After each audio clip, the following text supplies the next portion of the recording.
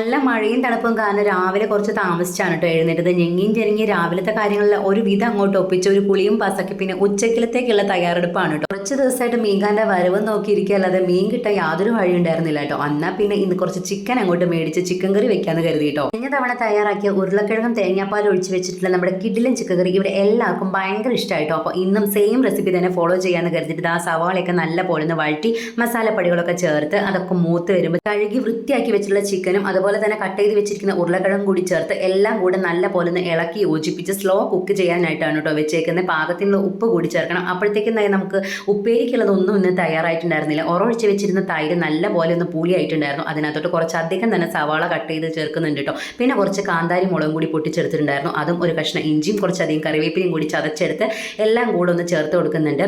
തൈരിലോട്ട് ഈ കാന്താരി മുളക് ചേർക്കുമ്പോൾ ഒരു പ്രത്യേക സ്മെല്ലാണല്ലേ. അതിനകത്ത് കുറച്ച് സവാള അധികം ചേർത്ത് ഒന്ന് ഇളക്കി യോജിപ്പിച്ചെടുത്ത് കഴിഞ്ഞാൽ നമ്മുടെ കിടിലൻ സലാഡ് ഇവിടെ തയ്യാറായിട്ടുണ്ട്. അപ്പോഴത്തേക്കും നമ്മുടെ ചിക്കൻ നല്ല പാകത്തിന് വെന്ത് ചാറൊക്കെ നല്ല കുറുകി വന്നിട്ടുണ്ട്. അതിനകത്തോട്ട് 1 ടീസ്പൂൺ ചിക്കൻ മസാലയും കുറച്ചധികം തന്നെ മല്ലിയിലയും കൂടി ചേർത്ത് ഇളക്കി ഒന്ന് യോജിപ്പിച്ചെടുത്ത് കഴിഞ്ഞാൽ നമ്മുടെ ചിക്കൻ കറി ഇവിടെ തയ്യാറായിട്ടുണ്ട് കേട്ടോ. ഈ മഴയത്ത് ചൂട് ചോറിൻ്റെ കൂടെ നല്ല ചൂട് ചിക്കൻ കറി നല്ല അടിപൊളി കോമ്പിനേഷൻ അല്ലേ.